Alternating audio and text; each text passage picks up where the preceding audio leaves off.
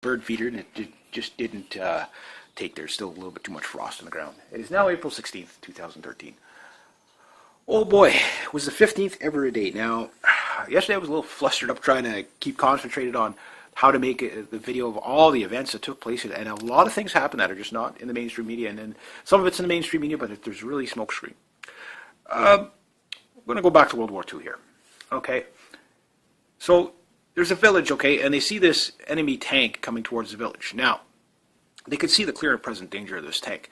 So the tank knows that they can see them. So what they're going to do is try to deceive them simply by blasting out these little tubes of smoke, smoke screen. And they'll go left, they'll go right, and they'll go all over the place. And you'll hear it, but you don't know where it is. You'll hear the tank, you hear the tracks going and everything like that, but you don't know where it is, and then you're too late, right? So this is where we're at right now. The smoke screen has come up. Now, so much happened yesterday. It's like I'm just going to try to keep it as just the things that people need to be aware of. Just because I can't, I divert all over the place as I'm doing right now, and I get it. Number one, we had the Boston bombing yesterday. I won't go into too much detail on that. I'm going to wait a bit, and then I'm going to cover it on its own thing. Gold took a major dive yesterday, something like a 36-year low, or the biggest loss in 36 years, something like a 7% loss yesterday, and then about a week before it took a bit more. Obama, it was either yesterday or the day before that, but basically put the Russians on a blacklist. This is a very, let's go slap the Russians in the face a little bit more, see if we can get them a little bit more pissed off at us. Even though I'm Canadian, Russians don't distinguish between Canadians and Americans. We're all in the same clump of land. They look at most of the Chinese and the Russians look at Canada as the landing strip for the American invasion. Little do they know there's like billions of guns here. It's not going to do them any good. But anyway, that happened. Ban Ki-moon, apparently there was an assassination attempt on him. He's basically, and this is the stuff I've been talking about. The leader of the United Nations. Okay, so it's very hush-hush on that, but there was something to do with an assassination attempt on him or a plot or something. This is all yesterday. Now, of course, today, they're really, really not wanting to talk about the economy today. I mean, I've been turning on the TV periodically, and all I get is the Boston this, and I get that. But they're really not wanting to talk about the economy today.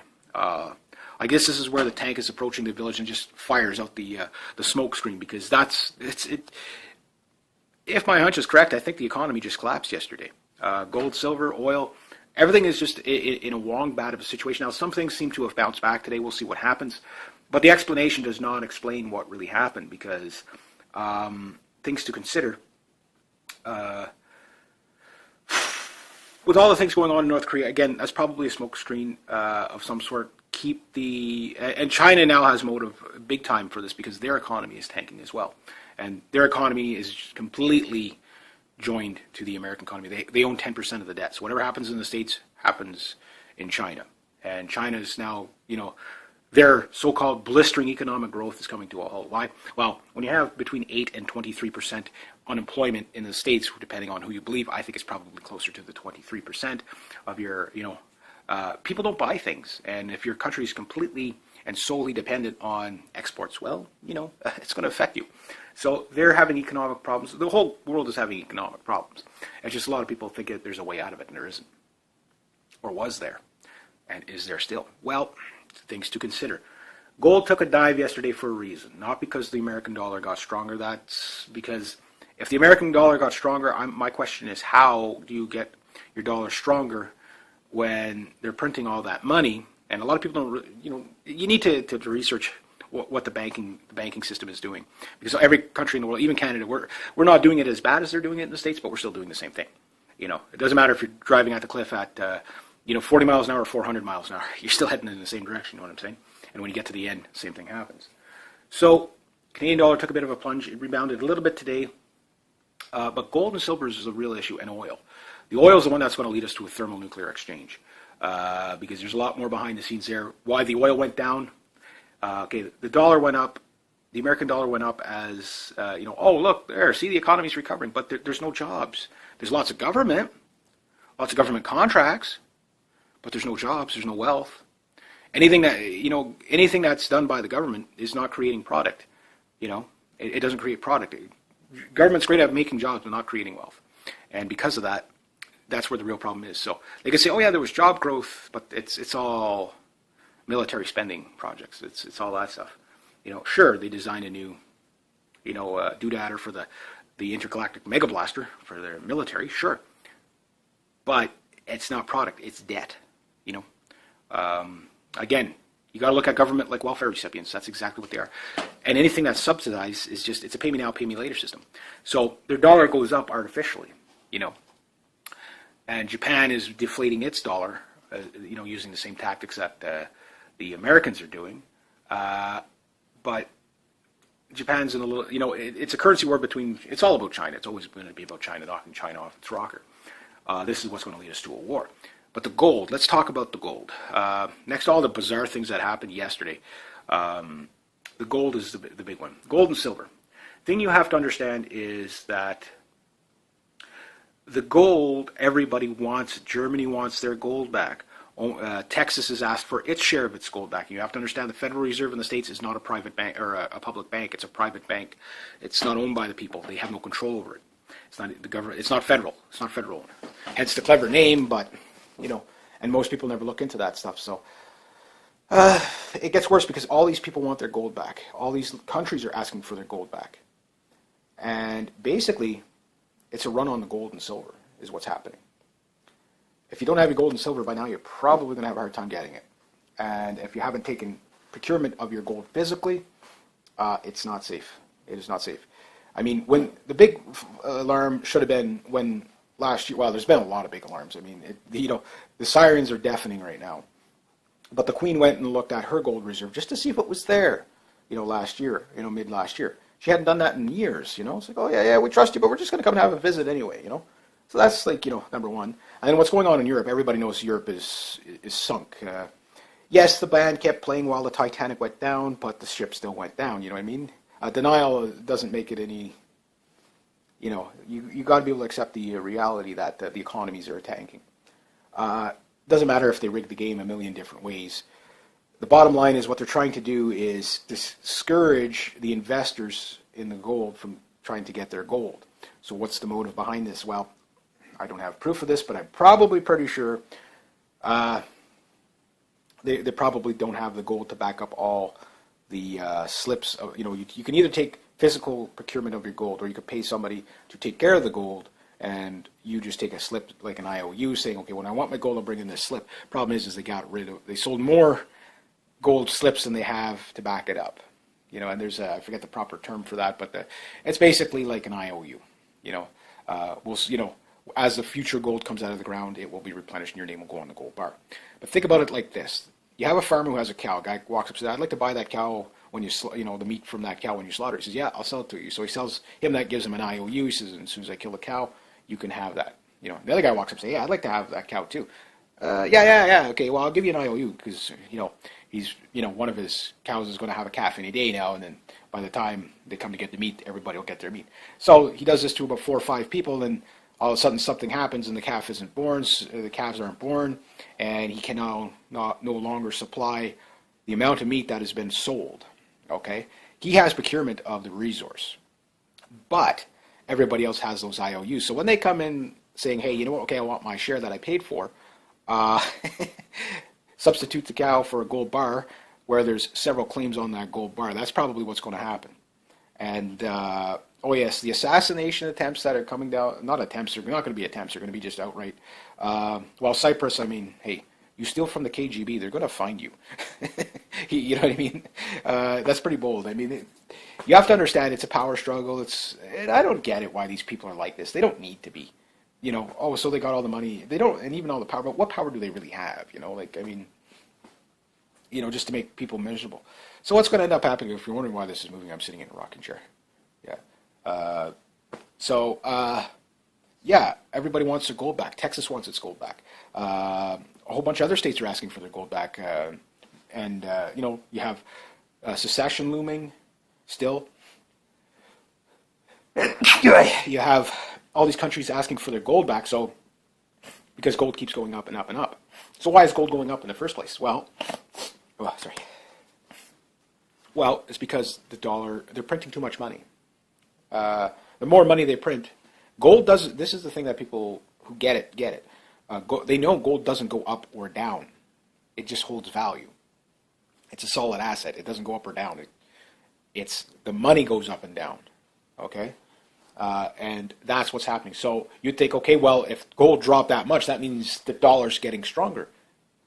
In theory, if it wasn't rigged, yes, it would be. But explain this to me. How can you buy all this debt, produce nothing of any sort of wealth, no manufacturing or anything that really produces any wealth, not balance a budget, and print money to, till the gears in the presses are almost on fire, and somehow raise your dollar value?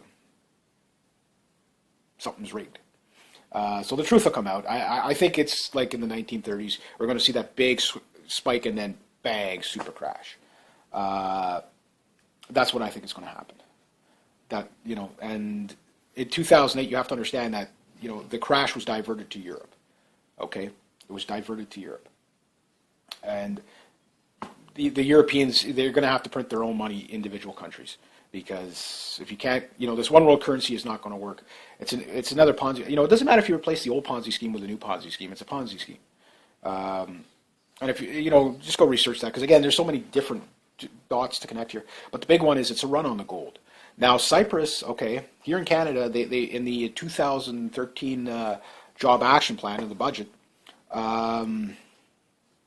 they've said that if the major banks fail in Canada, and we have a couple of banks here in Canada, 13 I think, and then a bunch of financial institutions.